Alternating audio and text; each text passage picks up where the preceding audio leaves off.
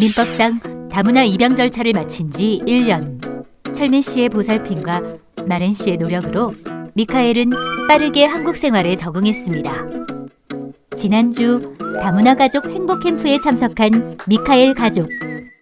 강사로부터 오랫동안 행복한 가정을 만들기 위해서는 장기적인 우리 가족 행복 플랜을 세우라는 얘기를 듣게 됩니다.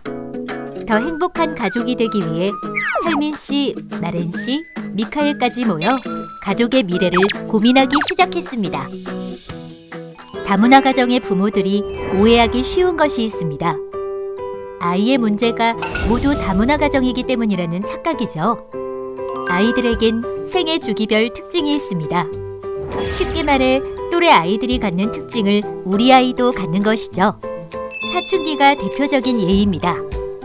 아이가 고민을 하거나 평소답지 않은 반응을 보인다면 무조건 다문화로 인한 문화적 차이로 생각하지 말고 또래 아이들과 어떻게 다른지 살펴보세요.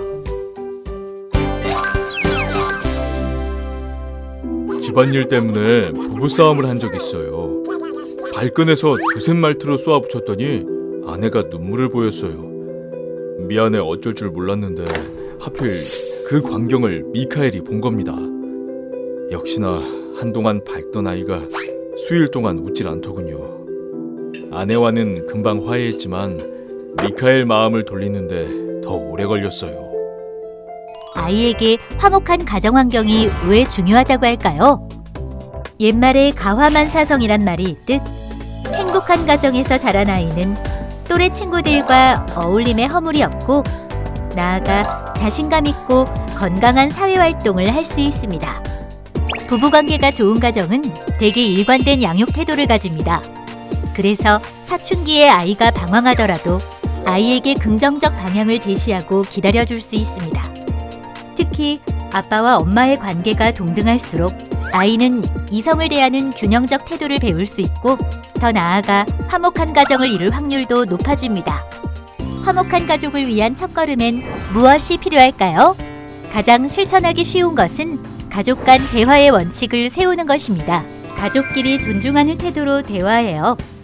꼭 존댓말이 아니어도 눈빛, 표정, 말투에 묻어나는 존중은 서로 통합니다. 정기적인 대화의 시간을 약속해요. 저녁 먹고 매일 대화한다면 사소한 관심사까지 공유하게 될 것입니다.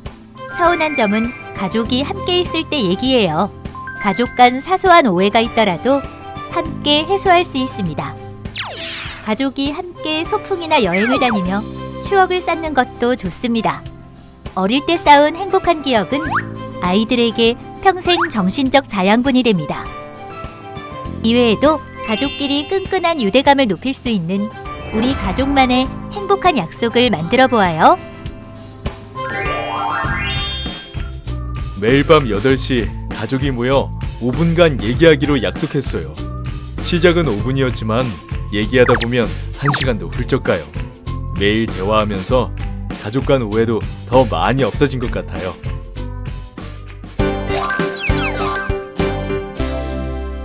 미카엘의 성격이 많이 밝아지면서 또래의 개구진 모습을 보일 때가 있습니다.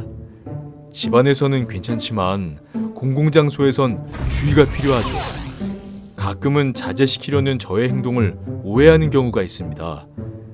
하지만 신기하게도 아내가 말없이 미카엘을 쳐다보면 미카엘은 꾸중이라도 들은 양 하던 짓을 멈춥니다. 외국에서 온 아이에 대해 외국인 엄마가 양육의 주도권을 갖는 경우가 많습니다. 아이가 익숙한 양육 방법에 더 잘 반응하기 때문입니다. 하지만 그 전에 부부 각 나라의 양육 방법 차이를 공유하고 우리 가족 내 아이의 양육 원칙을 세우는 것이 좋습니다.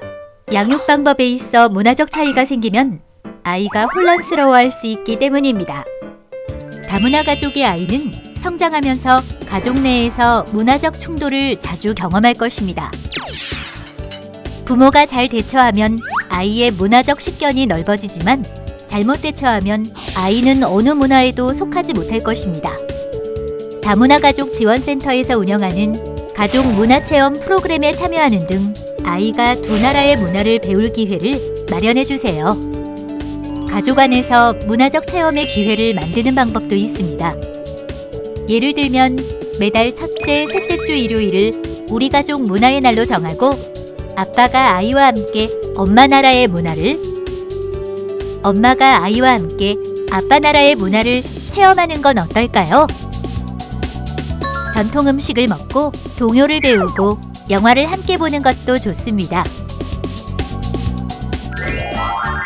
아내는 말을 멈추고 조용히 아이를 주시하는 것이 필리핀 부모들이 하는 사일런트 룩스란 양육법이라고 했습니다.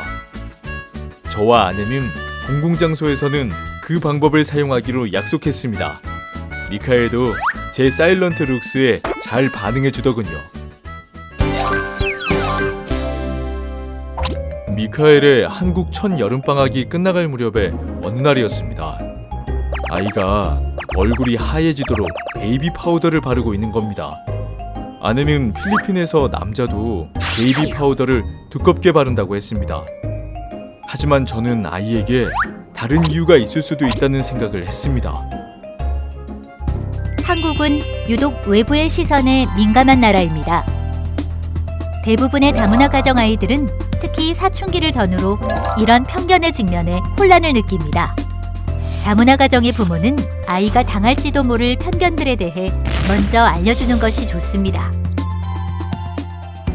아이가 차별과 편견을 딛고 일어서기 원한다면 가장 중요한 것은 아이의 자존감과 자기애를 세워주는 것입니다. 넌 소중한 아이야. 넌 사랑스러운 아이야. 우리는 너를 사랑해. 그건 내 탓이 아니야처럼 평소에도 아이 스스로 자존감을 세울 수 있는 말을 해주세요. 아이에게 차별에 대처하는 방법을 알려주는 것도 좋습니다. 다음을 참고하여 아이에게 대처법을 알려주세요. 첫째, 소극적인 대처법으로 자리를 피하는 것입니다. 무대응이 최고의 대응일 수 있습니다. 둘째, 적극적인 대처법으로 잘못된 말이나 행동을 정확히 지적합니다. 주로 친구나 동년배, 가깝게 지내는 사이에 필요합니다. 셋째, 공동체 안에서 차별을 받았다는 일을 공론화합니다. 다수의 도덕성을 바탕으로 올바른 길을 토의합니다. 아내와 상의 끝에 아이가 겪을 수 있는 차별에 대해 얘기해 주었습니다. 아이는 충격을 받은 것 같았지만 생각보다 오래가진 않았습니다.